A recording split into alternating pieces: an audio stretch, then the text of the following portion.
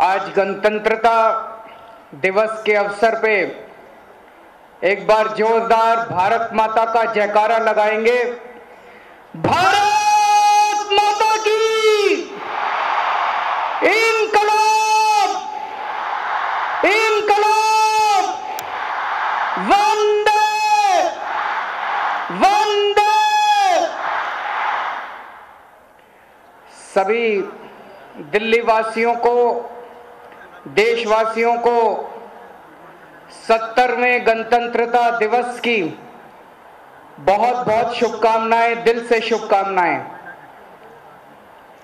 दोस्तों, आज से 70 साल पहले 1950 में 26 जनवरी को आज ही के दिन हमारे देश को संविधान मिला था और 1947 को देश आजाद हुआ था। आज समय है हमें अपने शहीदों की कुर्बानी को याद करने का, अपने शहीदों की कुर्बानी को नमन करने का। हमारे देश को 1947 में आजादी मिली, लेकिन वो आजादी आसानी से नहीं मिली थी।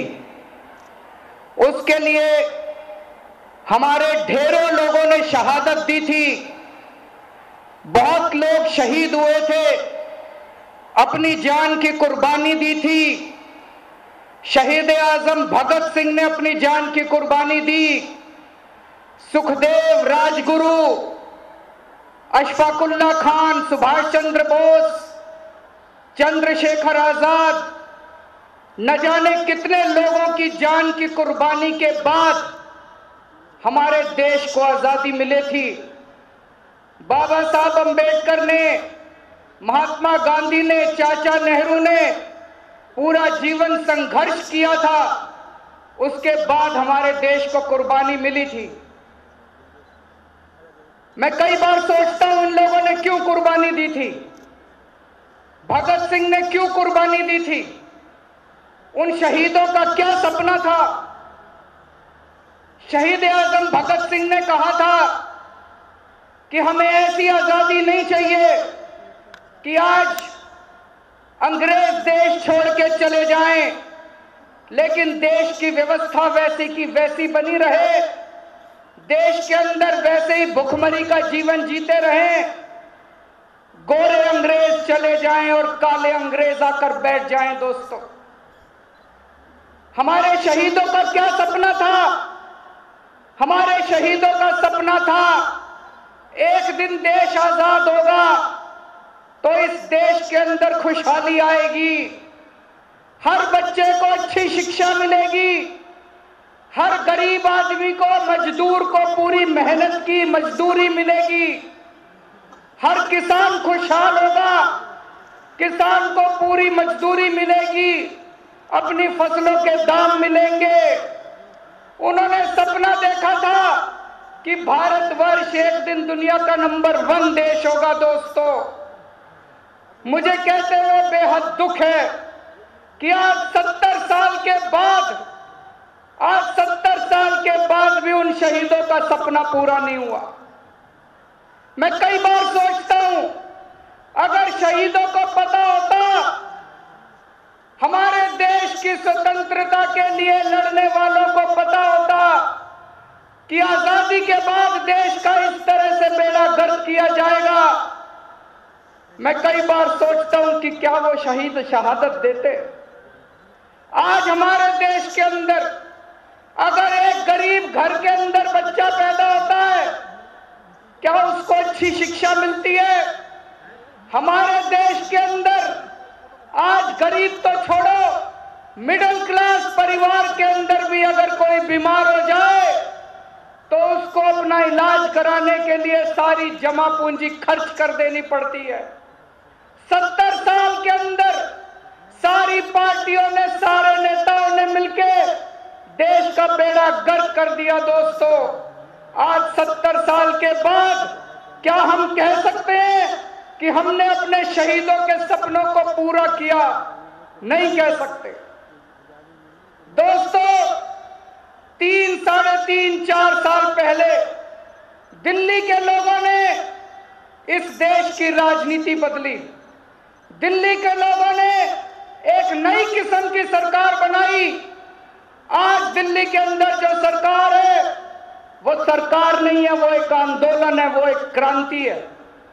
पिछले 4 साल के अंदर दिल्ली के अंदर जितने काम हुए हैं, आज 4 साल के बाद मुझे कहते हुए बेहद फक्र है कि आज अगर दिल्ली के अंदर किसी भी घर में बच्चा पैदा होता है, चाहे वो गरीब के घर में हो, चाहे वो अमीर के घर में हो, किसी के घर में अगर कोई बच्चा पैदा होता है, उसको अच्छी से अच्छी शिक्षा की जिम्मेदारी, उसको अच्छी से अच्छी शिक्षा देने की जिम्मेदारी दिल्ली सरकार की ओर से अच्छी शिक्षा दी जाती है। आज मुझे कहते हुए बेहद फक्र है कि दिल्ली के अंदर अगर कोई बीमार होता है, भगवान ना करे कोई बीमार हो, भगवान ना करे, भगवान करे सबके घर में सब लोग स्वस्थ हो, लेकिन आज अगर दिल्ली के घर में किसी के घर में कोई बीमार होता है, चाहे वो कितना भी गरीब आदमी क्यों ना हो, चाहे 10 लाख रुपए का ऑपरेशन करना पड़े, दिल्ली के सरकारी अस्पतालों में अच्छे से अच्छा ऑपरेशन फ्री में होता है, गरीबों का भी, अमीरों का भी। आज मुझे कहते हुए फक्र है, दिल्ली के किसानों की अगर फसल बर्बाद होती है तो दिल्ली सरकार उनका ख्याल रखने के लिए है। दिल्ली के किसानों को खुदकुशी करने की जरूरत नहीं पड़ती। दिल्ली सरकार देश में सबसे ज्यादा मुआवजा देती है। दोस्तों, आज मुझे कहते हुए फक्र है कि दिल्ली के लोगों को पूरे देश के अंदर दिल्ली अकेला राज्य है जहां दिल्ली के लोगों को 24 घंटे बिजली मिलती है और सबसे कम दामों में, पूरे देश के अंदर सबसे कम दामों में दिल्ली के अंदर बिजली मिलती है। ढेरों काम किए पिछले 4 साल के अंदर दिल्ली सरकार ने, ढेरों काम किए 4 साल के अंदर। वो सारे काम किए दोस्तों जो हमारे शहीदों का सपना था, जिसके लिए उन्होंने शहादत दी थी। मैं कई बार सोचता हूं, जो काम हम कर रहे हैं ये काम 1950 में हो जाने चाहिए थे, ये काम 1955 में हो जाने चाहिए थे, ये काम 1960 में हो जाने चाहिए थे। मुझे कई बार सोच के बड़ा दुख होता है। सिंगापुर एक छोटा सा देश 1965 में आजाद हुआ, हमारे बाद आजाद हुआ, हमारे 18 साल बाद आजाद हुआ, आज हमसे कहीं आगे बढ़ गया। जापान और जर्मनी जो सेकेंड वर्ल्ड वॉर में पूरी तरह से ध्वस्त हो गए थे, नेस्तनाबूद हो गए थे, आज हमसे कहीं आगे बढ़ गए। मैं पूछना चाहता हूं, क्या उन देशों के लोग हमसे ज्यादा अच्छे हैं? मैं पूछना चाहता हूं कि वो हमसे आगे कैसे बढ़ गए? दोस्तों, मुझे लगता है भारत के लोग इस दुनिया के सबसे इंटेलिजेंट लोग हैं। हमारे देश के लोग जब विदेशों में जाते हैं, लंदन जाते हैं, पेरिस जाते हैं, न्यूयॉर्क जाते हैं, वॉशिंगटन जाते हैं, दुनिया की कोई कंपनी उठा के देख लो, टॉप के ऊपर हमारे देश के लोग बैठे हुए मिलेंगे, लेकिन हमारे देश के अंदर जब आते हैं तो कुछ गड़बड़ हो जाती है। दोस्तों, इस व्यवस्था को बदलना हम लोगों को। मुझे कहते हुए बेहद दुख है, 4 साल पहले दिल्ली के लोगों ने एक नई किस्म की दिल्ली में राजनीति शुरू की। 70 साल के बाद एक नई उम्मीद जागी देश के अंदर। पूरा देश आज दिल्ली की तरफ देख रहा है, पूरा देश, पूरी दुनिया देख रही है किस तरह से दिल्ली के स्कूलों में क्रांति हो रही है। पूरी दुनिया देख रही है किस तरह से दिल्ली में मोहल्ला क्लिनिक बन रहे हैं।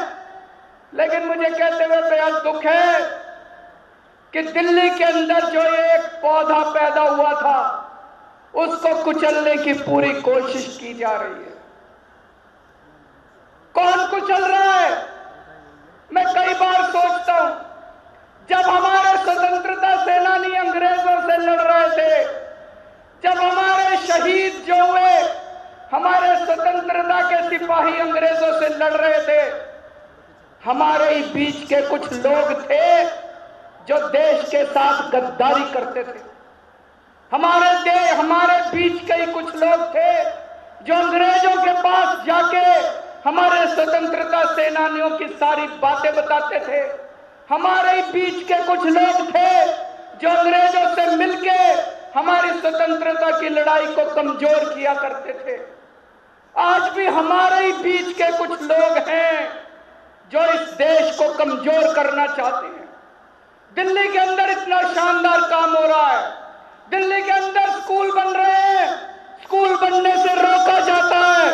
मैं पूछना चाहता हूं, अगर मैं अपने बच्चों के लिए स्कूल बनाता हूं, मैं क्या गलत करता हूं? मैं पूछना चाहता हूं, आज गणतंत्र दिवस के मौके के ऊपर मैं पूरे देश से पूछना चाहता हूं, अगर मैं अपने बच्चों के लिए स्कूल बनाता हूं, इससे बड़ा देशभक्ति का और क्या काम हो सकता है? आज हमें स्कूल बनाने से रोका जाता है। मैं पूछना चाहता हूं, अगर मैं अपने लोगों के लिए मोहल्ला क्लिनिक बनाता हूं, अगर मैं अपने लोगों के लिए बड़े बड़े अस्पताल बनाता हूं, अगर मैं अपने लोगों के लिए शानदार स्वास्थ्य सेवाएं देता हूं, मॉडर्न इक्विपमेंट देता हूं, मैं क्या गलत करता हूं? मुझे लगता है मैं सबसे बड़ा देशभक्ति का काम करता हूं। आज मुझे मोहल्ला क्लिनिक बनाने से रोका जाता है। मैं पूछना चाहता हूं, हमने अपने शहीदों को 1 करोड़ रुपए की सम्मान राशि देने का ऐलान किया। हमारे देश के जाबाज सिपाही, जाबाज सैनिक बॉर्डर के ऊपर हमारी जाके रक्षा करते हैं, देश की रक्षा करने के लिए अपने जान की कुर्बानी लगा देते हैं। हमारे दिल्ली पुलिस के जाबाज सिपाही दिल्ली के लोगों को बचाने के लिए, दिल्ली के लोगों की सुरक्षा करने के लिए अपनी जान की कुर्बानी दे देते हैं। हमने ऐलान किया कि ऐसे सिपाहियों को 1-1 करोड़ रुपए की सम्मान राशि दी जाएगी। हमें सम्मान राशि देने से रोका गया। दोस्तों, मैं पूछना चाहता हूं, क्या यह देश के साथ गद्दारी नहीं है तो क्या है? इसके अंदर राजनीति क्यों होती है? अगर मेरा एक सिपाही, इस देश का कोई सिपाही बॉर्डर के ऊपर हमारे देश की रक्षा करते हुए शहीद होता है, तो वो ये नहीं देखता कि वो बीजेपी वालों की जान बचा रहा है, कि कांग्रेस वालों की जान बचा रहा है, कि आम आदमी पार्टी की जान बचा रहा है। वो ये देखता है कि मैं अपने देश के लिए कुर्बान हो रहा हूं, अपने देश की रक्षा करने के लिए कुर्बान हो रहा हूं। अगर आज मेरी दिल्ली पुलिस का कोई सिपाही दिल्ली के लोगों की जान बचाने के लिए कुर्बान होता है, वो ये नहीं देखता कि मैं बीजेपी वाले की जान बचा रहा हूं, कि कांग्रेस वाले की जान बचा रहा हूं, कि आम आदमी पार्टी वाले की जान बचा रहा हूं।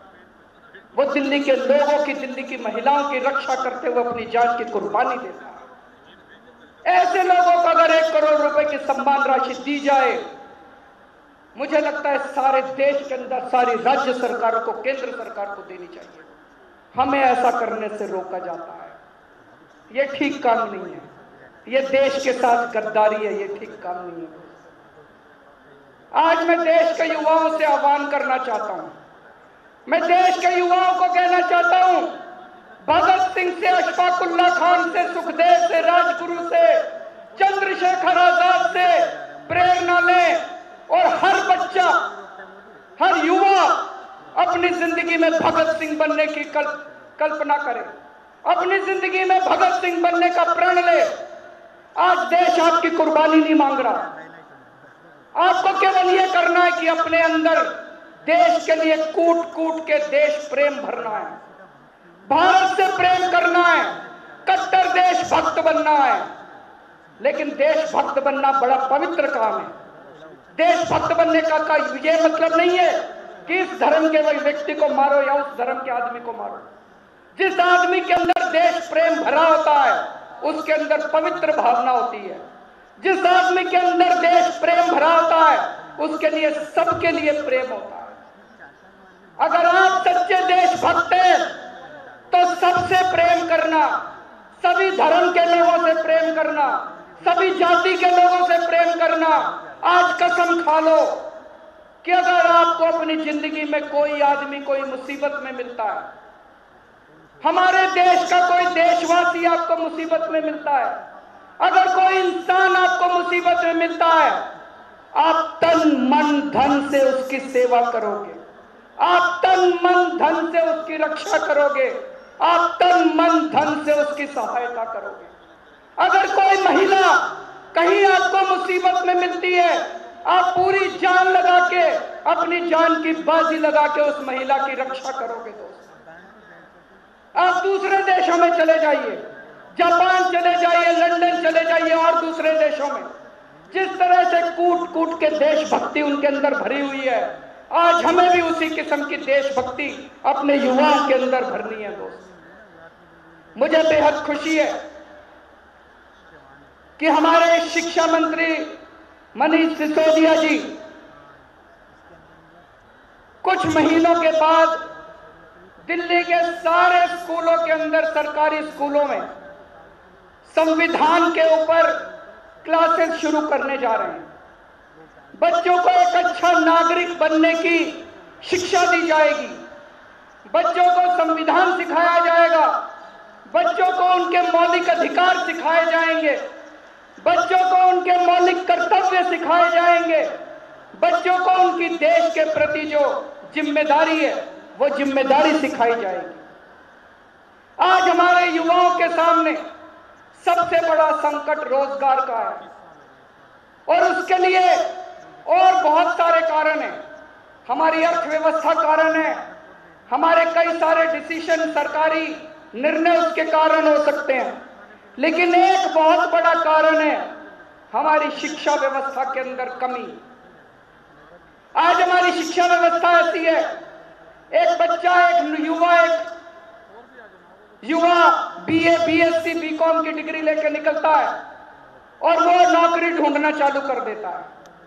आज हमारी शिक्षा व्यवस्था केवल नौकरी ढूंढने वालों को पैदा करती है, नौकरी देने वालों को पैदा नहीं करती। मुझे इसलिए बड़ी खुशी है कि शिक्षा मंत्री मनीष सिसोदिया जी कुछ महीनों के बाद दिल्ली के सारे सरकारी स्कूलों के अंदर एंटरप्रेन्योरशिप करिकुलम शुरू करने जा रहे हैं। जैसे पहले हैप्पीनेस करिकुलम शुरू किया गया था, जिसमें बच्चों को हर रोज सुबह 1 घंटा हैप्पीनेस की क्लासेस सिखाई जाती हैं, ध्यान करना सिखाया जाता है, मेडिटेशन करनी सिखाई जाती है।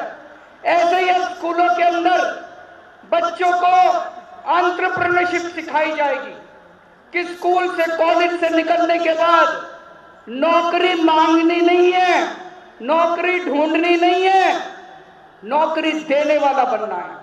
अपनी दुकान शुरू करनी है, अपना व्यापार शुरू करना है, अपनी इंडस्ट्री शुरू करनी है, अपना उद्योग शुरू करना है। ये क्लासेस उनको दी जाएगी और मैं, मनीष जी फाइनेंस मिनिस्टर हैं, उनसे ये भी अपील करूंगा कि आसान लोन देने की प्रक्रिया शुरू करें, ताकि हमारे जितने युवा बेरोजगार हैं उन बेरोजगार युवाओं को आसान किस्तों में, आसान इंटरेस्ट रेट के ऊपर लोन दिए जा सकें, ताकि वो अपना अपना रोजगार शुरू कर सके, अपना अपना धंधा शुरू कर सके। वो नौकरी देने वाले बने, ना कि नौकरी लेने वाले बने। दोस्त,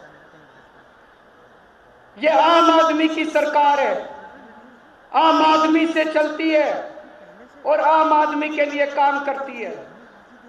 democracy is by the people, of the people, for the people. अगर इसके अंदर युवा इंटरेस्ट लेना बंद कर देंगे तो डेमोक्रेसी नहीं चल सकती।